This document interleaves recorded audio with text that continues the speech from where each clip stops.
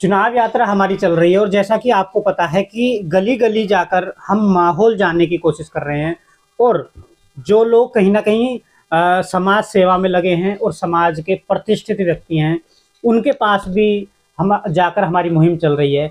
हम माहौल जानने की कोशिश कर रहे हैं और आज हमारे साथ हैं साहिल खान जी और रमेश कुमार दुबे जी।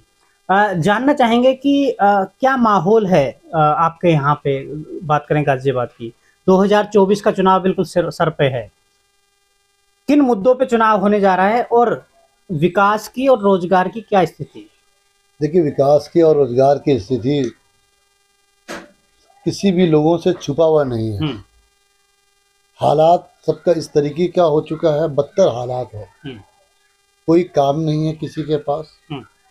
आने वाले समय में अगर लगता है कि भारतीय जनता पार्टी अगर एक बार और रिपीट कर जाए तो लोगों के हाथों में कटोरा होने में कोई दो राय नहीं है। बिल्कुल भीख मांगने की नौबत उनको आ जाएगी। दुबे जी हमारे साथ हैं। दुबे जी, इत्तेफाक रखते हैं जो साहिल जी कह रहे हैं कि जैसे भाजपा कह रही है कि हमने तो विकास तो कर ही दिया है और विदेशों में हमारा डंका बज रहा है और रोजगार का जो वादा किया है वो भी बोल रहे हैं कि हमने रोजगार दे चुके हैं। रोजगार क्या, रोजगार हर आदमी परेशान है। इस वक्त रोजगार है कहाँ? अमीर अमीर होता जा रहा है, गरीब गरीब हो रहा है, मीडियम तबका सब परेशान है। काम है नहीं मार्केट में। बैठे तो हमें देख लो, हम बैठे नहीं तो हम कहीं ना कहीं घूम रहे होते काम के सिलसिले में। खाली बैठे। आप भी व्यापारी हैं, व्यापार करते हैं, कोई रोजगार तो है नहीं है, तो व्यापार की क्या स्थिति है, कैसा चल रहा है? देखा पिटी पड़ी है, चौपट है, मार्केट पिटी पड़ी है बिल्कुल।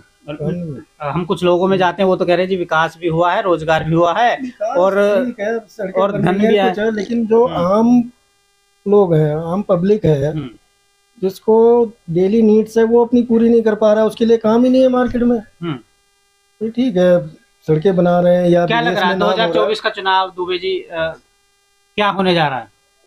2024 उत्तर प्रदेश से बोलते हैं कि जो दिल्ली का रास्ता है वो गुजरता है, तो आप उत्तर प्रदेश से ही बिलोंग करते हैं, उत्तर प्रदेश में रहते भी हैं, क्या लग रहा है? पूर्वांचल की बात करें, उधर क्या चल रहा है? पूर्वांचल में तो अभी क्या बताऊं मैं। ऐसे ही है, अभी तो सब छुपी हुई बात है, कोई मतलब ओपन नहीं कर रहा है। क्या ऐसा हो सकता है कि जैसे अचानक 2014 में बीजेपी आ गई, पता चला कि 24 में अचानक बीजेपी चली गई, ऐसे कुछ चांस हैं?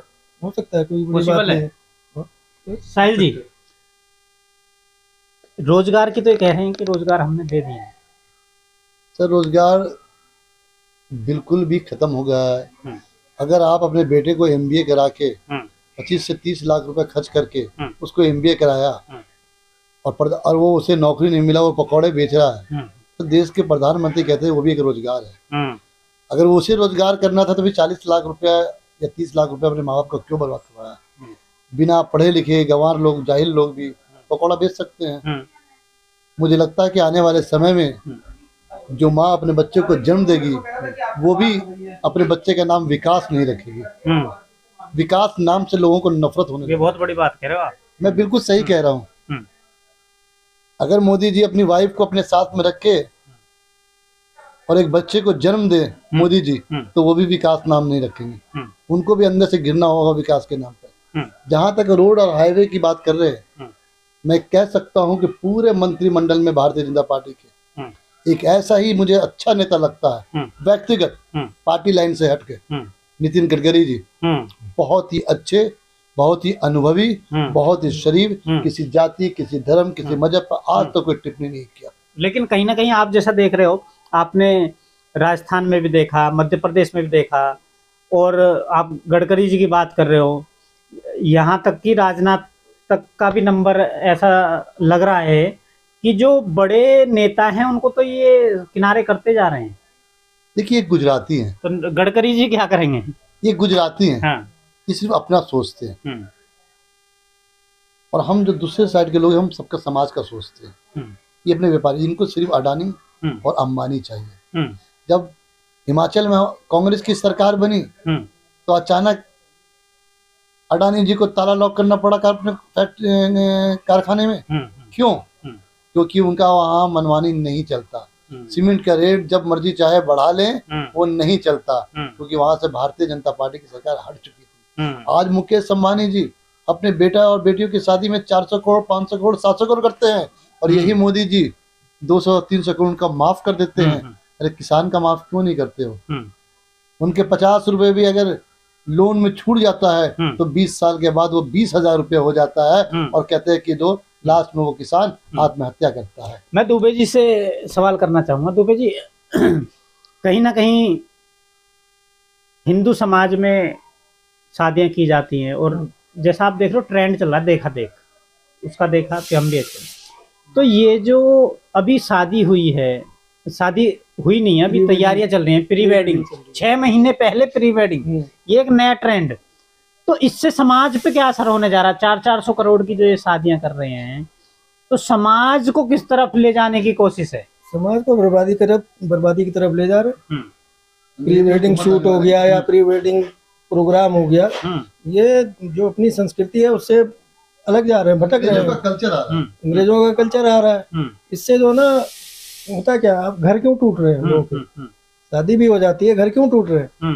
पहले क्या होता था, 10 लोग अपने समाज के इकट्ठे होते थे, लड़का देखते थे, बातचीत होती थी, 10 लोग हर तरह का ऑब्जर्व करते थे कि भाई कैसे क्या है, ठीक है, शादी होती थी।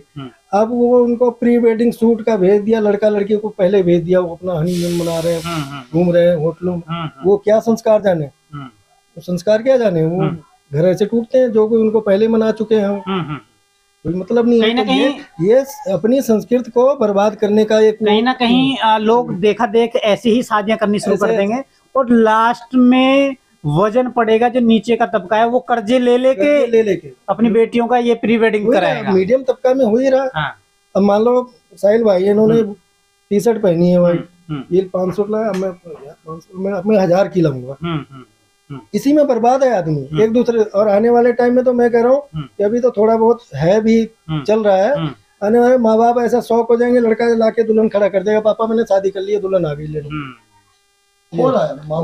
कहीं ना कहीं एक तैयारी की जा रही है जानबूझकर, जो ऊपर का तबका है वो कहीं ना कहीं माहौल बदलना चाह रहा है भारत का।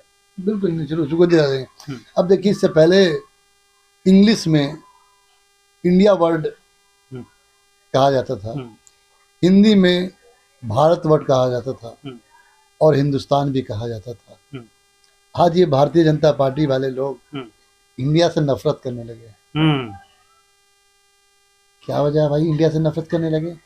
देश के अंदर रह के देश का नफरत। अगर हम भारतीय जनता पार्टी के खिलाफ बोल दें, भाई साहब भारतीय जनता पार्टी के खिलाफ बोल दें, तो या अब पाकिस्तानी कहलाए जाते हैं, आतंकवादी कहला जाते हैं, खालिस्तानी कहलाए जाते हैं, और उनके झूठ में भी मैं हाँ कह दूं तो मैं देश का सबसे बड़ा देशभक्त कहला जाता हूं, और सर्टिफिकेट भी hand to hand Bharatiya Janata party से आप ले लीजिए। दुबे जी, एक सवाल और मेरा ध्यान आया, पहले के समय में बोलने की आजादी ज्यादा थी, या आज की बात करें 2024 की, आज बोलने की आजादी ज्यादा है? पहले आजादी ज्यादा थी, आज के टाइम में आजादी नहीं। कारण क्या है? कारण लोगों के अंदर कुछ डर बैठा हुआ है, कुछ ऐसा कि भाई बोलेंगे पता नहीं क्या हो जाए, पता नहीं कब क्या हो जाए। अब जैसा आपको डर नहीं लगता जैसे कल ईडीसी गए आपके पीछे लग जाए? हमारे पास क्या रखा है जो 3 टप्पड़ आके ले जाओ भाई, उठाओ। हमारे पास कुछ है ही नहीं, कि जब काम धंधा है ही नहीं है तो फिर क्या करेंगे? क्या हम झोला उठाएंगे, चल देंगे भाई। क्या लग रहा है साहिल जी, 2024 में उत्तर प्रदेश में भाजपा कितनी सीटें ले सकती है? मात्र 26 सीट। 80 में से ओनली 26 सीट। ये तो 80 का नारा दे रहे हैं। ये तो 543 क्रॉस भी बोल देंगे बीजेपी वाले। इनका क्या है भाई, 43 543 पार भी बोल देंगे ये। अगर ईवीएम में कुछ गेम किया होगा तभी 400 पार गए, बहुत कॉन्फिडेंस नारा दे रहे हैं। मात्र 26 सीट पर उत्तर प्रदेश में भारतीय जनता पार्टी सिमट जाएगी। ये आंकड़ा है, आपने पूरा विश्लेषण किया है? बिल्कुल किया। ये अंदर की आत्मा बता रही है। कम से कम समाजवादी पार्टी का सीट 60 प्लस आएगा, 60 प्लस। इतिहास को बदलने जा रहे हैं गठबंधन, इंडिया गठबंधन, और देश के प्रधानमंत्री इंडियन गठबंधन की तरफ से कोई बनेगा। बहुत एजुकेटेड लोग हैं, मैं अगर आप पर कोई भी सवाल उठाता हूँ और एक जिम्मेदार व्यक्ति लेकिन है, राम मंदिर का जो इन्होंने प्राण प्रतिष्ठा की है तो उसका तो ये कह रहे हैं कि पूरा असर आएगा, बीजेपी नेता भी कह रहे हैं। बीजेपी नेता तो बोलेंगे ही। राम प्रतिष्ठा जिन्होंने मुकदमा झेला, जिन्होंने लट खाया, महंत लोग ने, उनको ही उनको बाहर कर दिया गया। ये कौन सा प्रतिष्ठा है? जिन्होंने तपस्या किया, इतने साल मुकदमा झेला, वही के पहुंचे आप वहां प्राण प्रतिष्ठा में? प्राण प्रतिष्ठा नहीं हुआ तो एक बहुत बड़ा इवेंट हो रहा था, उसको इवेंट कहते हैं। आप उसी के इस बारे में दुबे जी से मैं जानना चाहता हूँ। दुबे जी, एक ही व्यक्ति को कैमरे में दिखाया जा रहा था, अगल बगल भी नहीं था, बहुत ही लोगों को दूर कर दिया गया। तो जब आप देख रहे होंगे टीवी पे तो क्या महसूस किया आपने? क्या हो रहा है? क्या प्रतिक्रिया थी आपकी? मेरे तो यही है कि एक आदमी को आगे किया जा रहा है और जिन्होंने वहां लट झेला, मार खाई, गोलियां झेली, उनका कहीं पता नहीं है। स्थानीय व्यक्ति एक भी नहीं था। एक भी स्थानीय व्यक्ति नहीं था। जो बाहर से आए थे उनको बेचारों को बाहर ही सुविधा दी गई थी बैठने की, भाई इसमें तो जा भी नहीं सकते अंदर। लेकिन मेन एक आदमी के ऊपर फोकस किया गया। तो कहीं ना कहीं साहिल जी से बात हुई, साहिल जी ने एक दो बहुत बड़ी बातें की हैं। जो सबसे बड़ी बात की है कि उत्तर प्रदेश में केवल 26 सीटें ही भाजपा ले रही है, लेकिन भाजपा ने उत्तर प्रदेश में नारा दिया है कि हम 80 की 80 जीतेंगे। हमारा सर्वे चलता रहेगा और देखते हैं। साहिल जी ने एक नया जो सीटों का जो एक विश्लेषण रखा है, इसके बारे में भी आने वाले वक्त में पता चलेगा। चुनावी ऊंट है, किस करवट बैठेगा आने वाले समय में पता चलेगा। धन्यवाद।